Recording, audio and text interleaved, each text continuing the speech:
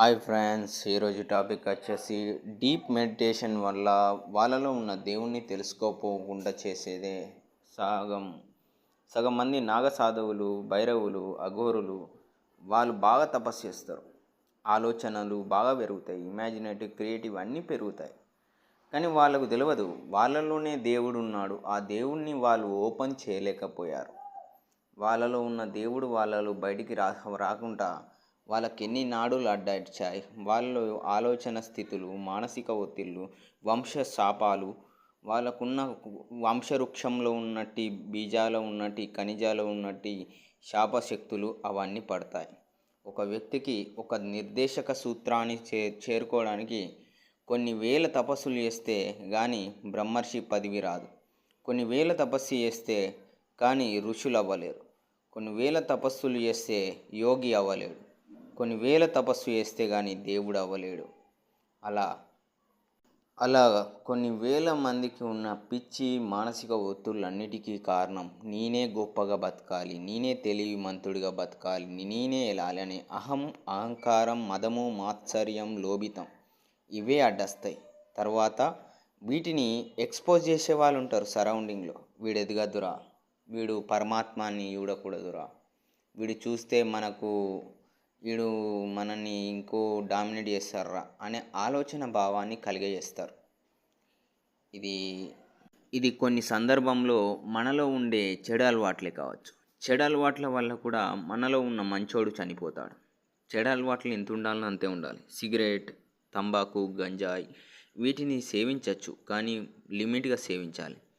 అందుకే సృష్టిలో దేవుడు ఎక్కడ దొరకడు.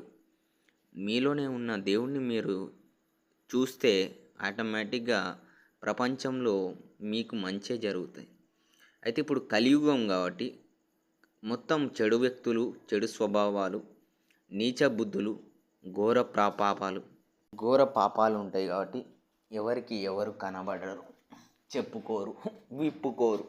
ఇదే జరగబోతుంది. చూడు, ఒకడు పొట్టిగా ఉన్నాడని తెలివి ఉన్నదని వాని తెలివిని ఇంతరా వాడిని చంపితే అయిపోతుంది కానీ అనుకుంటే తప్పు. ఒకడు అవిటివాడని వాడిని తక్కువ వేస్తే వానిలో ఉన్న శక్తి నీకు తెలియకపోవచ్చు.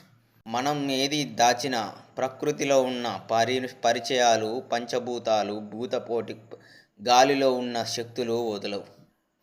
భూత భవిష్యత్తు వర్తమానం తెలిసిన యోగి అయినా, ఋషి అయినా మదం, మాత్సర్యం, కోపం మదమెక్కి పెరిగిపోతే ఎంతటి లోభితనానికైనా దిగజారాలి, అంటే తక్కువ స్థాయికి వెళ్ళిపోతాడు.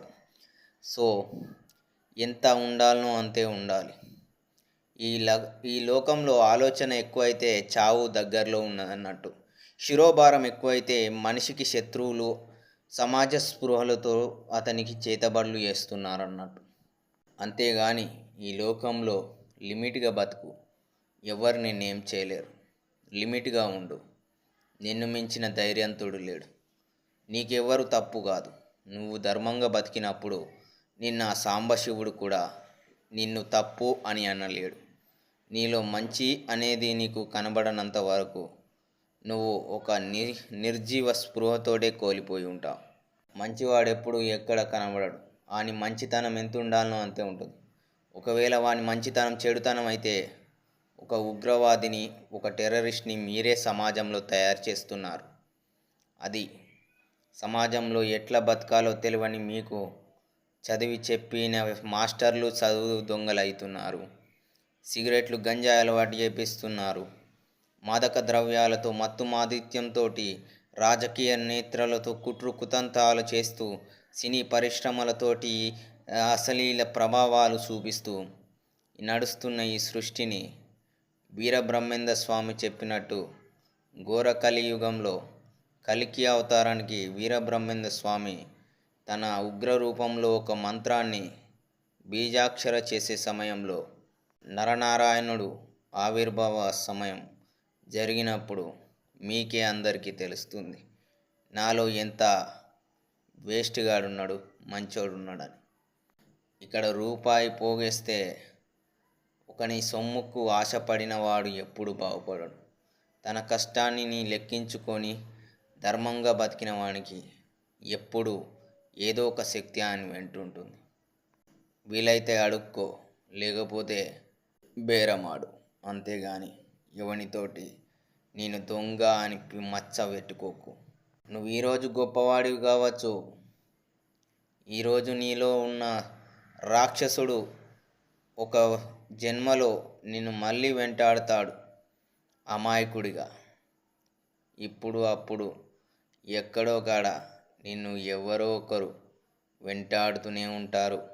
అదిన్నే గరుడ పురాణంలో యమధర్మరాజు వేసే శిక్షలో మీరందరూ నా చెంతట బానిసలే అని ఈ విధంగా చెప్పాడు శివుడు. ఇది ఫ్రెండ్స్, పరమశివుడు నాగసాధువు ఘోర తపస్సు చేసిన నాగసాధుకి ఆలోచన శక్తులు ఎందుకు పెరుగుతున్నాయి స్వామి అని అడిగినప్పుడు ఆ తపశ్శక్తిలో తనకున్న చెడులు మంచులు అన్నీ ఇప్పి దైవమోక్షాలకున్నటి నిజాన్ని చూపించాడు. ఘోరమైన ఉగ్ర రూపంలో శివుడు ప్రత్యక్షమై చూపెట్టాడు. ఇది ఫ్రెండ్స్, ఇది శివతత్వం అంటే.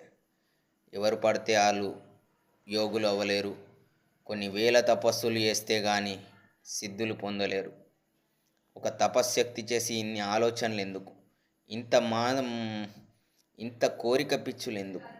ఇదే కలియుగంలో జరగబోతున్న విధ్వంసాలకు సాక్ష్యం.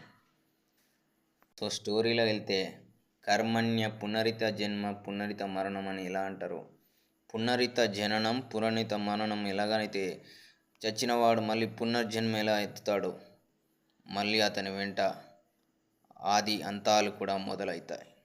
సో ఎవరి గురించి ఎప్పుడు ఎక్కువకు ఎవరి ఎమోషన్స్ వాళ్ళకు ఉంటాయి. ఇది friends, bye friends, bye bye bye.